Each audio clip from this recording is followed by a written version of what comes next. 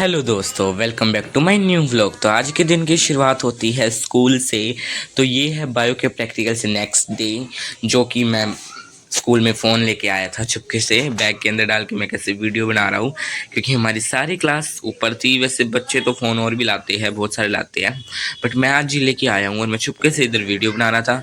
Then उसके बाद मैं आ जाता हूँ अपनी सारी क्लासेस ख़त्म करके घर पे आने के बाद दीक्षा दीदी बोलती है जल्दी से अपने कपड़े चेंज कर ले, फिर उसके बाद मेरे को यहाँ से काम सफाई वगैरह करनी है थोड़ी बहुत, और जल्दी से तू चला जा अपना ऊपर। तो ये मेरी ड्रेस है जो विंटर यूनिफॉर्म है, ये लास्ट ईयर है, जो हम इसको पहने आगे नहीं पहनेंगे। और इसी शर्ट पे कुछ ही दिनों में हम जैसे मार्कर से लिखते हैं ना, स्क्रिबल डे बोलते हैं शायद उसे मेरे हिसाब से, तो हम वो भी करेंगे सेलिब्रेट। तो हम सोच रहे थे कि अभी कर लेते 3 फैब को, क्योंकि हमारा 3 फैब को म्यूज़िक का प्रैक्टिकल है ना लास्ट। पर मैम ने मना कर दिया। मैम बोले कि जब तुम्हारा पेपर हो ना, लास्ट पेपर म्यूज़िक का, उस मतलब पेपर वाले दिन कर लेना, मतलब 20 मार्च के आसपास है, उस दिन कर लेना। फिर हमने सोचा चलो ठीक है, मैम ने बोला तो हम जो भी कर लेते हैं। तो मैं अपनी ड्रेस मतलब अपने कपड़े निकाल लाता हूँ और अपना चेंज कर लेता हूँ। तो साथ ही साथ आज हमने एक्सपेरिमेंट किए थे फिज़िक्स की लैब में, कन्वेक्स लेंस, कनकेव लेंस का वो फोकल लेंथ वगैरह था ना। अब उसमें मेरे को उसमें दिक्कत आ रही थी सिर्फ पैरालेक्स हटाने में, मेरे से वो पैरालेक्स ही नहीं हट रहा था। बट फिर भी करके जैसे भी हमारा 2-3 का ग्रुप था, हमने एक्सपेरिमेंट बहुत अच्छे किए, हमने हटा दिया था पैरालेक्स वगैरह भी। और जो शीट होती है ना जिस पे हम लिखते हैं, वो हमारी बोर्ड में सबमिट होती है, तो वो भी सर ने आज हमें दिखा दी थी। मतलब इस पे ऐसे लिखना है, हमें समझा दिया था। वैसे लिखेंगे तो हम कल ही, जैसे आज साइन वगैरह हो गए थे। तो उसके बाद मैं अपने कपड़े चेंज कर लेता हूँ दोस्तों, और फिर मेरे को खाने में आज बना था आलू गोभी की सब्ज़ी और रोटी। फिर मैं अपना खाना भी खा ही लेता हूँ साथ साथ। फिर थोड़ी देर मतलब नैप लेके थोड़ी देर सो के अपना रेस्ट करके फिर मैं उठ जाता हूँ शाम को 6 बजे करीब। तो ये मेरी प्रोजेक्ट फाइल ट्रांसफॉर्मर पे जो मैंने अपना प्रोजेक्ट बना रखा है, मैं उसी पे ही वाइवा दूंगा। क्योंकि गैस मेरे साथ एक मिस हैपनिंग हो गई थी, जो मेरी फिज़िक्स की रजिस्टर है, जो मेरा फिज़िक्स का रजिस्टर है ना, वो गैस गुम हो गया है क्लास में, पता नहीं कहाँ गया, मुझे भी नहीं पता, घर पे तो है ही नहीं। और उसमें मैंने अपने सारे नोट्स बना रखे थे हैंड रिटन, और मतलब मैं उसके बिना तो मतलब कहते हैं ना फेल हो जाऊंगा, ऐसे हो जाता है मेरे साथ। बट फिर भी मैंने इसमें से अपनी फाइल में से करा, यूट्यूब से करा, थोड़ा बहुत लर्न ट्रांसफार्मर अपना प्रोजेक्ट। मेरे से जितना हुआ मैंने उतना कर लिया था। इसमें था ना वही आउटपुट इनपुट चार्ज वगैरह, ये वोल्टेज सारा मतलब मैंने कर लिया था थोड़ा बहुत cover, step up step down. तो अगले दिन तो मैं कुछ आपको अगले दिन की बात बता देता हूँ। ये व्लॉग मैंने थोड़ा सा लेट एडिट किया था। मेरा जैसे फिज़िक्स का प्रैक्टिकल हो गया था, और फिर देन ना मैम ने मेरे से पूछा, इसी में से पूछा था, और मेरा प्रैक्टिकल बहुत अच्छा चला गया था। तो ये भी मैं पढ़ रहा हूँ दोस्तों।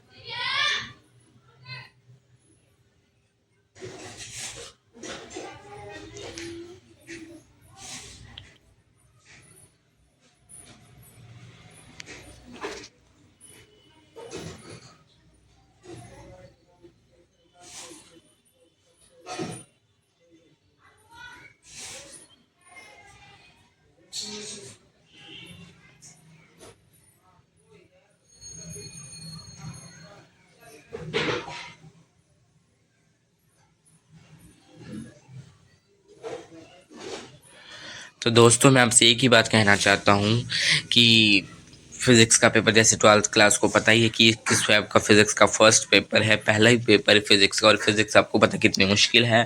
तो कुछ भी डिले मत करो, अपनी जो स्टडी है वो बिल्कुल शुरू कर दो स्टार्टिंग से। 20-21 भी नहीं कह रहा मैं, 17-18 दिन कह रहा हूँ आपके पास है। अगर आपने इन 17-18 दिन में भी मेहनत कर ली ना दिन रात, तो आप फिज़िक्स का पेपर अच्छे से कर पाओगे। नहीं तो बहुत गंदा होगा। क्योंकि मैंने अपनी सिस्टर से पूछा था, क्योंकि मेरी सिस्टर लास्ट ईयर ही पास आउट हुई है 12th की, वो इतना पढ़ती थी दिन रात फिज़िक्स, मतलब वो 12th में मतलब पढ़ी है, बहुत पढ़ी है, पर फिर भी उसने कहा कि फिज़िक्स का पेपर बहुत मुश्किल था।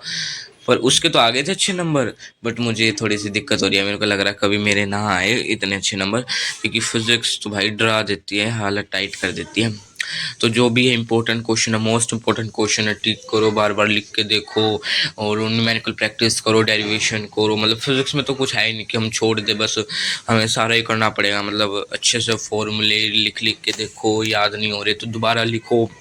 मतलब मैंने तो अब सोच लिया, मैं तो साथ में रफ रजिस्टर तो रखता ही हूँ, कुछ भी करता हूँ तो साथ-साथ लिखता रहता हूँ। लिख के जितना याद होगा ना, उतना बोल के याद नहीं होगा, तो मैं लगभग ज़्यादातर लिख के याद करता हूँ। जैसे ओम्स, लोगोस, थ्योरम ये भी है, इनको एक बार पढ़ लेता हूँ उसमें से, फिर देन उसके बाद उसको लिटरली लिख के देखता हूँ। एक बार लिख लिया, फिर उसको दोबारा लिखता हूँ, दोबारा लिख लिया, हाँ भाई याद हो गया दिमाग में, फिर मैं उसको 3 बार लिखता हूँ। मतलब ऐसे एक पेज पे मतलब एक क्वेश्चन मैं पूरा ही करता हूँ। जैसे गोस थ्योरम है, उस पेज पे छोटा-छोटा लिख के 3 बार आ जाता है वो।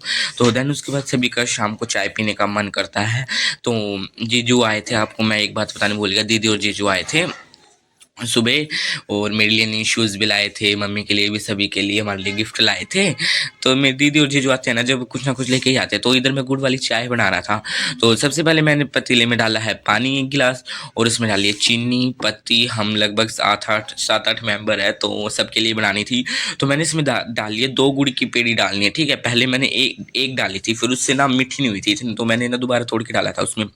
तो 2 गुड़ की पेड़ी आप तोड़ लो, मतलब 7-8, अगर हम 4 मेंबर हैं तो 1 डाल सकते हैं, हम 8 हैं तो 2 डाल सकते हैं।